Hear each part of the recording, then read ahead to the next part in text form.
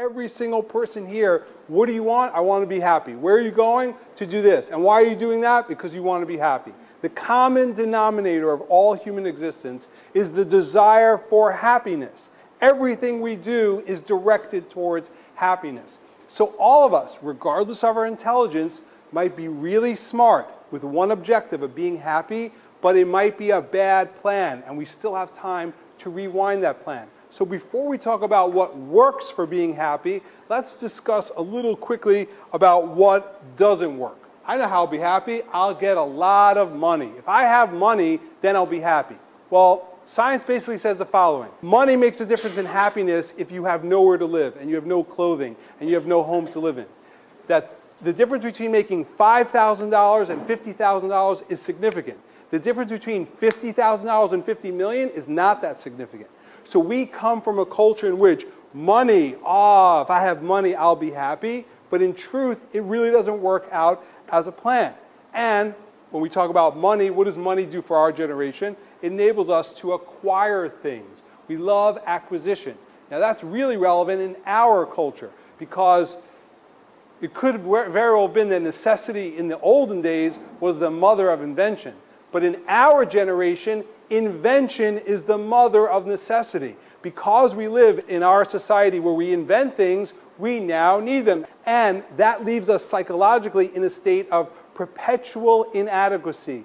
I am almost happy, but I'm not yet there. When we see depression rates rise nearly tenfold from 1960 to 2010, because we're in a culture of consumerism that causes perpetual inadequacy. The average age of the onset of depression in 1960 was 29 and a half. The average age of the onset of depression in our generation, 14 and a half, because we are living in a culture of perpetual inadequacy. This is the rise of the ultimate wealth of America from 1950 to 2010. Now, when you look at this chart, we have become richer, probably 2 times richer, 3 times richer than we ever were. Look at the rate of happiness. It's pretty stagnant. So we have more money, but we're not any happier. What about being successful at the job that you have? If I'm successful, if I do good, if you make your mother happy, have a great job, go to a great school, well, then you'll be happy. Well, Sean Achar, who's a professor at Harvard and has a really great book called The Happiness Advantage, talks about the science of whether or not success actually creates happiness. Let's check it out. And what I found is that most companies and schools follow a formula for success, which is this. If I work harder, I'll be more successful. And if I'm more successful, then I'll be happier. That undergirds most of our parenting styles, our managing styles, the way that we motivate our behavior. And the problem is it's scientifically broken and backwards for 2 reasons. First, every time your brain has a success, you just change the goalpost of what success looked like. You got good grades, now you have to get better grades. You got into a good school, now you have to get a better school. You got a good job, now you have to get a better job. You hit your sales target, we're going to change your sales target. And if happiness is on the opposite side of success, your brain never gets there. What we've done is we've pushed happiness over the cognitive horizon as a society.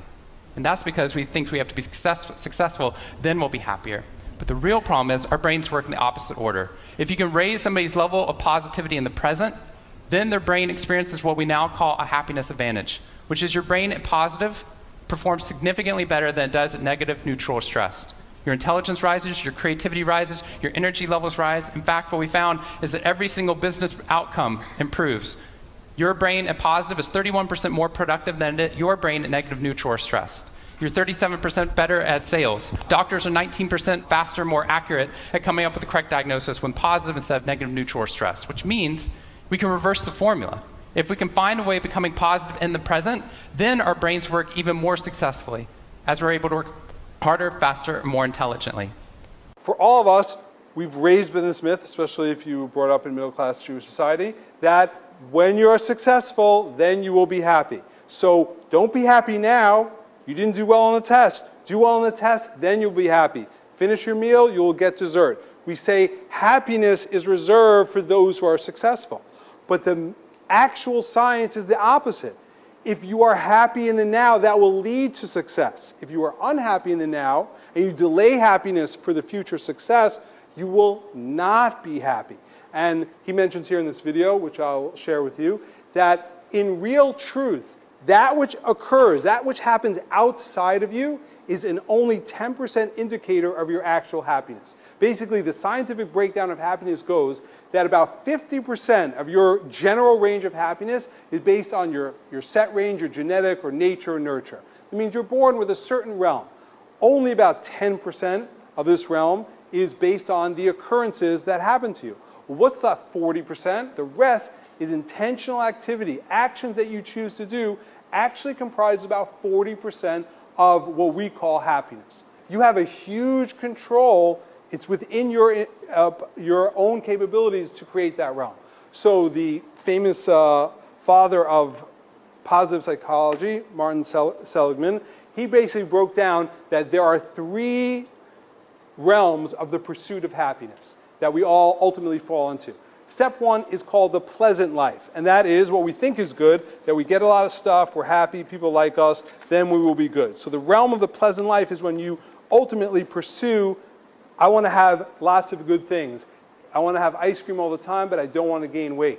The second level is the good life. That means it's beyond the realm of just pure stimulation. I'm in what's called flow. I'm, let's say, a carpenter. I really like being a carpenter. Might not be hedonistically pleasurable all the time, but I'm in a flow. But the highest form, based on multiple studies, the ultimate form is called the meaningful life. And the meaningful life means that your particular life is connected to something that is larger than yourself. That's the ultimate realm. That's the scientific, objective, max happiness. So now, to crunch it together, it goes like this. Scientifically, nothing to do with religion, nothing to do with philosophy. Everybody hopefully admits here in this room that we're alive. And the one thing we could all agree on is to remain alive, to keep whatever we have going. So, to keep what you have going, you have to be happy. You won't be successful in your pursuit of life, however you define that, unless you're happy. And what is the maximum form of happiness? When your particular life connects to something larger than yourself, otherwise known as the meaningful life.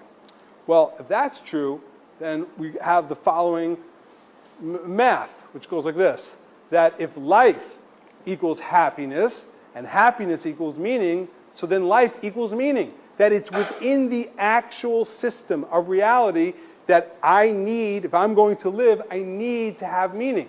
Now, we're going to ask a question which we'll come back and answer, which is the following conundrum, SAT word for problem, which is, how can you have a meaningful life if life has no meaning? If you, in a philosophical realm, say, oh yeah, we just ultimately evolved out of some mixture of a chemical soup, life has no meaning. Oh, life has no meaning, then how could you have a meaningful life? How do you find meaning in a life that has no meaning? So what we see as an indication, not a proof, but within science we see that human beings are directed, that need ultimately to have a happy life and a meaningful life, a person has to have a form of meaning. How we get that, we're going to deal with that in a second.